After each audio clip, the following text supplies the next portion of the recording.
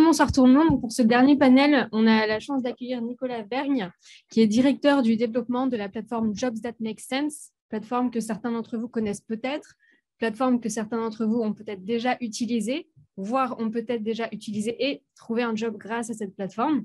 Donc, ravi de t'avoir parmi nous et d'avoir un petit peu ta perspective sur le sujet qu'on aborde aujourd'hui. Peut-être d'abord pour comprendre un peu plus ton parcours à toi, vu que c'est aussi le but de cet événement. Est-ce que tu peux nous raconter un petit peu, alors juste au niveau professionnel, je sais que tu es parti d'une passion de sport et qu'après tu es allé en école de commerce et qu'après tu as fait un stage chez EY. Alors est-ce qu'on peut partir de là et après est-ce qu'on peut voir comment tu es passé de EY à Jobs That Make Sense et comment cette plateforme a contribué à ton engagement personnel et professionnel pour toi? Merci et bonjour à toutes et tous. D'ailleurs, j'imagine que si vous êtes là aujourd'hui, c'est que vous vous demandez, OK, est-ce que c'est concrètement possible d'avoir un job dans lequel on est aligné, dans lequel on est bien payé, dans lequel on est stimulé et au final dans lequel on peut se marrer. Moi, ma conviction, c'est que oui, et je me bats chaque jour là-dessus au quotidien. Donc, en effet, il se trouve que moi, ma conviction, et depuis que je suis assez jeune ou en école, c'était de me dire, OK, en fait, je pense qu'on n'est jamais aussi bon et heureux que quand on fait quelque chose qu'on aime et dans lequel on croit. Pour autant, ça ne m'a pas empêché que, même si donc, en école, je m'étais dit, OK, événementiel sportif, c'est ma passion, je vais faire ça. J'ai quand même eu le moment panique au début de me dire, zut, il faut me faire un nom sur le CV, etc. Il faut que je montre que je suis rigoureux. Et donc, j'ai postulé chez EY. Donc, j'ai fait mon petit stage chez EY. Mais c'était hyper riche, professionnalisant, etc. Donc, j'étais auditeur financier pendant 4 mois chez EY. Ça m'a aidé à comprendre que c'était pas l'environnement dans lequel je m'épanouissais le mieux. Mais je garde un bon souvenir. Et du coup, je suis revenu sur mes amours de sport. Donc, j'ai fait 2-3 expériences dans le sport. Et bon, il se trouve qu'en fait, ma dernière expérience était dans une fédération et en fait, il n'y a pas que le secteur qui compte quand on cherche un job qu'on aime. La structure dans laquelle on travaille est hyper importante. On travaille dans une petite entreprise et là, en l'occurrence, je travaille dans une fédération. Et alors, c'est eux qui avaient appelé ma directrice de master qui cherchait quelqu'un bon dans l'événementiel. Je suis ressorti et ils m'ont créé un poste pour moi. Il fallait que je crée un marathon entreprise en 6 mois. J'avais carte blanche. Moi, je voulais faire un événement hyper responsable. J'avais 12 millions d'idées. Et donc, du coup, dès la deuxième semaine, j'avais mon plan d'action. Et en fait, une fédération, le process de décision, c'est des messieurs 60 ans grisonnants qui se réunissent tous les mois pour décider de choses. Et concrètement, 2 mois après, j'avais toujours pas de feu vert. Et cette expérience m'a dégoûté. J'étais payé au lance-pierre. Personne ne m'apprenait rien. Et j'avais même pas la liberté d'action. Donc, je crois que je faisais 4 choses en même temps durant ce... J'étais coach sportif, j'étais les Jeux Olympiques à avoir les Jeux. Moi, je faisais 4 expériences en même temps. Toujours est-il que du coup, je me suis dit, bon, en fait, je veux partir de ça. L'entrepreneuriat, ça m'attire. Et je suis tombé sur une pub qui était en gros, on t'aide à trouver un job en start-up. C'était un cabinet de recrutement qui s'appelle Ignition Programme. J'ai un ancien collègue dans la salle. Et du coup, voilà, j'avais travaillé dans le sport, dans une start-up dans le sport. Ils me proposent 1 ou 2 opportunités. Et finalement, ils me disent, mais en fait, est-ce que tu veux pas nous rejoindre? Nous, on veut transformer la façon de vivre, de travailler, on est hyper bienveillant, on va t'apprendre, etc.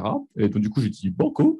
Donc, j'étais le premier commercial de cette startup. On était une dizaine au début, on est arrivé à 50 quand je suis parti. Donc là, en fait, concrètement, pendant 3 ans, j'ai discuté avec plein de structures.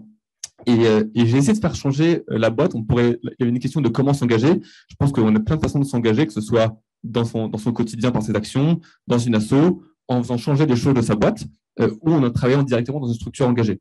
Et donc là, mon cabinet de recrutement n'était pas spécialement engagé, si ce n'est de faire en sorte que les gens soient le plus épanouis possible. Et donc, année 1, j'étais surnommé le colibri. Donc, j'avais instauré une minute colibri dans la réu hebdo où je disais, OK, les amis, d'abord, je sais pas, les couverts en plastique, c'est fini. Ensuite, je faisais des petits challenges, etc. Bon, ça, c'était l'année 1 ou l'année 2, je sais plus. Et finalement, après, je me suis dit, OK, mais moi, je veux transformer le cœur business de la boîte et j'aimerais bien qu'on arrête d'accompagner, je caricature, les personnes sorties d'HEC pour les startups qui ont levé le plus de fonds. J'aimerais bien qu'on accompagne plus de gens et des structures à impact positif. Et j'ai essayé de faire changer les choses, mais en fait, plus on avançait, plus les gens oubliaient que j'étais commercial. Ils se disaient, OK, mais cette boîte-là, c'est quoi? C'est gratuit. Bref, on me voyait plus comme un bisounours que comme un commercial. Ils croyaient pas qu'on pouvait faire de l'argent et avoir un impact positif. Au final, période Covid, j'en avais marre. J'ai contacté un de mes clients que j'avais démarché qui s'appelle Make Sense, qui est une asso, qui vise en gros à redonner le pouvoir d'agir à tout type de personnes.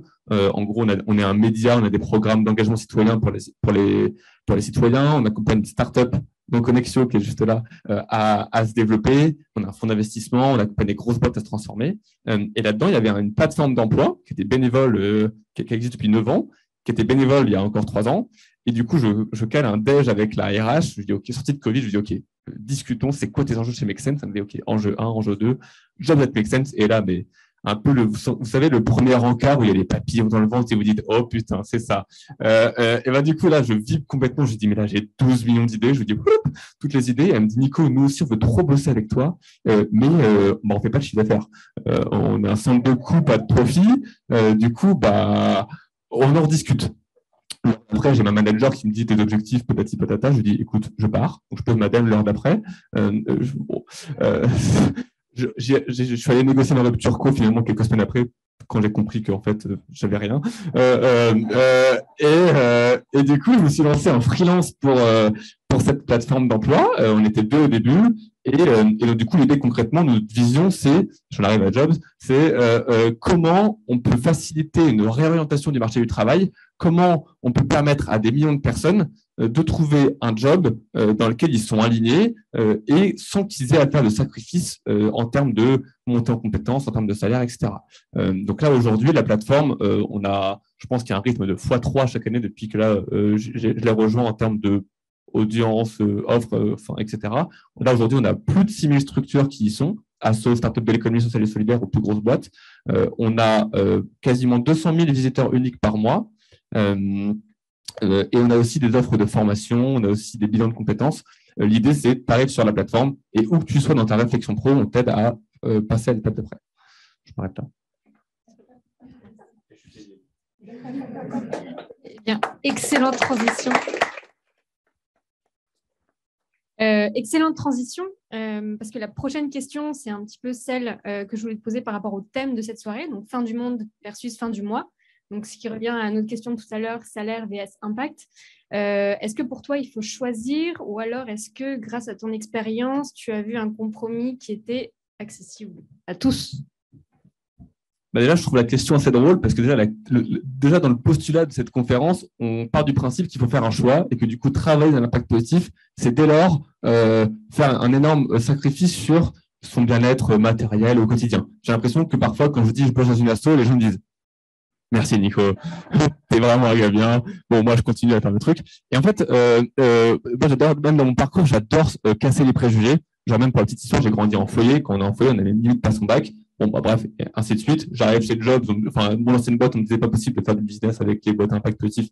C'est mon métier au quotidien. Et du coup, là, en fait, je pense qu'aujourd'hui, on n'a plus à choisir entre les deux. Même si je parle d'un point de vue études, l'APEC, l'asso des cadres, montre qu'en sortie de diplôme ou dans les 3 premières années, 3 premières années, 3 premières années, il y a à peu près 10% d'écart de salaire entre les entreprises traditionnelles et les entreprises engagées. 10%. Donc, c'est 38K et 42K. Et quand on est à peu près à 10 ans d'expérience, là, on est à peu près sur 30% d'écart de salaire. Voilà, factuellement, c'est les stats, c'est l'APEC, c'est pas moi qui l'ai dit. Et ensuite, il se trouve que je pense que les statistiques qu'on nous donne, typiquement sorties d'école de commerce, nous donnent des fausses idées et des faux éléments de comparaison.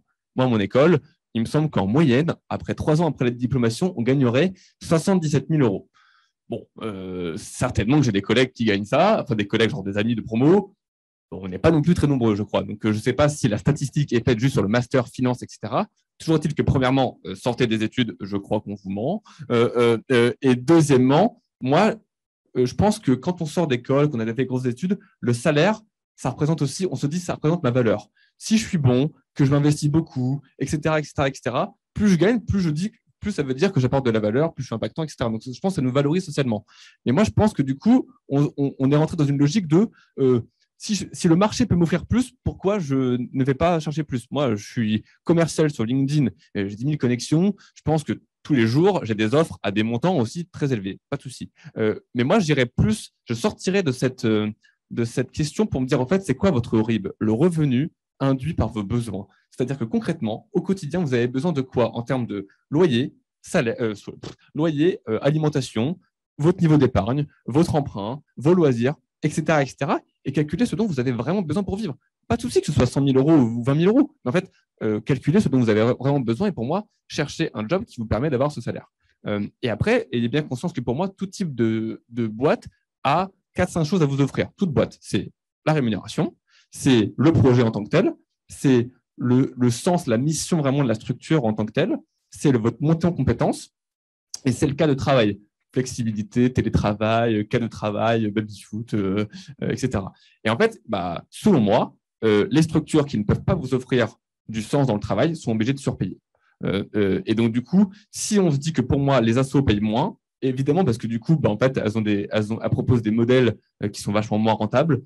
Du coup, elles sont vachement moins d'argent de côté. Toutes les entreprises de l'ESS, dans les statuts, en fait, il y a une lucrativité limitée. Donc, forcément, que les entreprises qui ne sont pas limitées par ça peuvent avoir une marge de rentabilité plus élevée. Mais toujours est-il que pour moi, une boîte qui a moins de sens à vous apporter, du coup, est obligée de contrebalancer sur le marché avec plus de salaire. Donc, en effet, certainement que entreprise traditionnelle, vous gagnerez un peu mieux. Mais pour moi, là, actuellement, je gagne 45 plus 2 000 euros. Bref, je gagne 45-47 000 euros. J'ai 6 ans d'expérience. Oui, est-ce que je pourrais gagner 2 fois plus quelque part? Certainement. Est-ce que je vis bien? Oui, je vis très bien. Et je bosse dans une asso.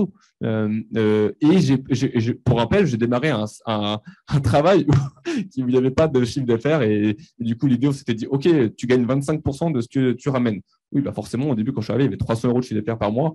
Ouais, plus un fixe, ouais, 25% de pas beaucoup, ça reste pas beaucoup. Mais très rapidement, aujourd'hui, on est 15 salariés et je gagne très bien ma vie. Donc c'est possible et je pense pas qu'il y a à faire ce choix. Super. Oui, non, c'est bien, mais ok, super, c'est génial. Parce que je sais que Nicolas a beaucoup de choses à dire sur ce sujet et du coup, quand on a préparé cette session, on s'est dit, OK, il faut choisir vraiment ce qu'on veut porter comme message parce qu'il y a plein de choses qui pourraient être dites par toi. Donc, merci pour ta concision. Et peut-être une question en termes de débouchés. Qu'est-ce que tu conseillerais, que ce soit à tous âges, que ce soit pour un jeune qui vient d'être diplômé, ou alors pour aussi par rapport aux profils qui sont un petit peu plus expérimentés, mais qui ne se retrouvent plus forcément dans l'évolution de leur métier aujourd'hui. Qu'est-ce que tu leur conseillerais et en quoi Jobs That Make Sense s'adapte à tout type de profil qui essaye de se reconvertir dans une carrière à impact, si on peut dire ça comme ça? Ok, alors quand on bosse dans l'impact, c'est quoi un job à impact positif? C'est un peu la question, ce que j'entends. Pour moi, il y a 2 grosses familles de jobs à impact positif. Il y a tout type de job dans les structures à impact positif, donc dont la mission est de transformer les choses de l'intérieur. Donc pour moi, un comptable chez Make Sense est un job à impact positif. Et donc là, en fait, vous retrouvez dans les structures engagées tous les jobs que vous trouvez partout. Là, les statistiques sur jobs, je m'étais noté, ça doit être 20% de consultants, 20% de gestion de projet, 15% de market, 15% de commercial, 10% de formation animation. Ça, là, les gros stats que j'ai. Concrètement, on a les mêmes métiers dans les structures engagées que les structures traditionnelles. Et pour moi, du coup, tout type de job dans les structures engagées, vous avez du coup un job à impact positif. Première famille que vous retrouvez majoritairement sur Jobs That Make Sense. Et deuxième famille, pour moi, c'est tous les jobs qui nécessitent des compétences en durabilité, c'est-à-dire l'hybridation des compétences entre votre métier premier, consultant, auditeur, financier, achat, finance, etc., adossé à une compétence en durabilité, ce qu'on appelle classiquement consultant carbone, consultant RSE, financier durable, achat responsable, etc., etc.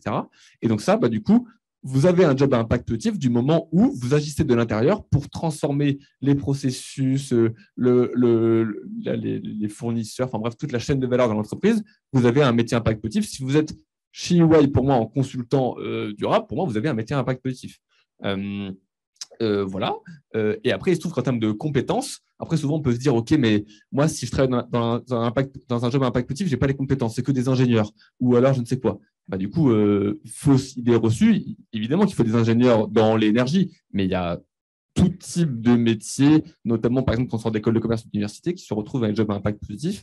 Et après, sur tous les jobs qui nécessitent une hybridation des compétences entre une compétence en durabilité et votre métier premier, là, oui, ça prend pas comme ça. Donc, du coup, là, il y a des formations dédiées. Ça, c'était la deuxième famille. Première famille, tout type de job dans une structure à impact. Deuxième famille, job dont il faut une hybridation des compétences entre son métier premier et la durabilité dans une entreprise traditionnelle. Et après, en termes de secteur, accessoirement, on peut se dire, OK, impact positif égale écologie. Pas du tout. Là, sur Jobs, il me semble qu'il y a… je m'étais pris les stats. J'arrive. Alors, mon petit post-it, je vous donne des vraies stats. Hein. Tu m'as dit des vraies stats. 15% dans l'éducation et la sensibilisation, 12% dans l'inclusion sociale, numérique, 10% dans l'économie circulaire, 10% dans l'agriculture, 10% dans la transition énergétique. Donc, finalement, tout secteur est touché. Il n'y a pas juste l'écologie. Et je crois qu'il y a même plus de jobs dans le social, si on devait faire deux grosses familles sociales et écologiques, que dans l'écologie.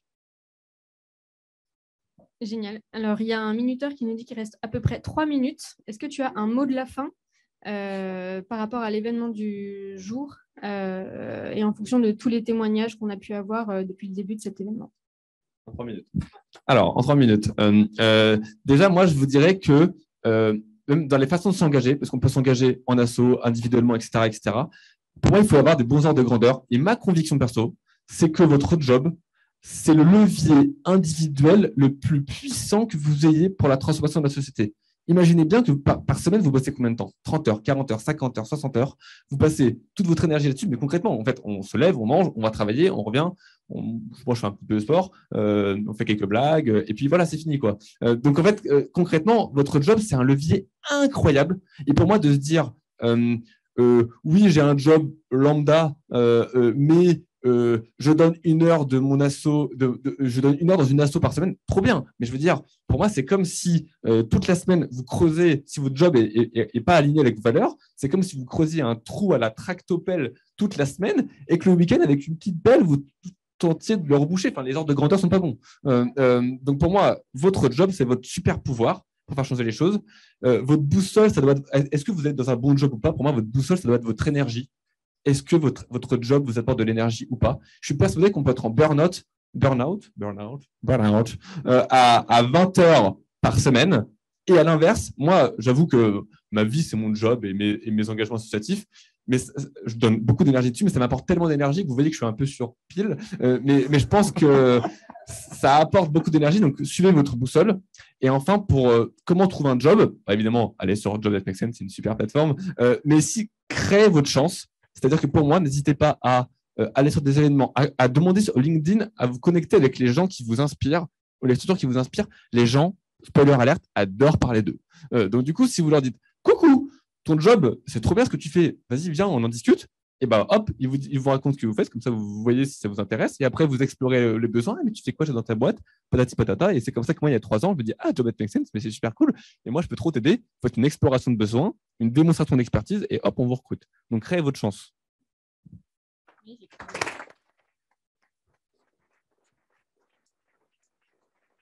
Merci beaucoup, Nicolas. Je ne sais pas si on attend pour une question. En 3 secondes, est-ce qu'il y a une question dans la salle ou est-ce qu'on clôture ces magnifiques, cette série de panels et on passe au cocktail? Je fais comme le DGA, DNJ, connectez-moi sur LinkedIn si vous voulez des questions.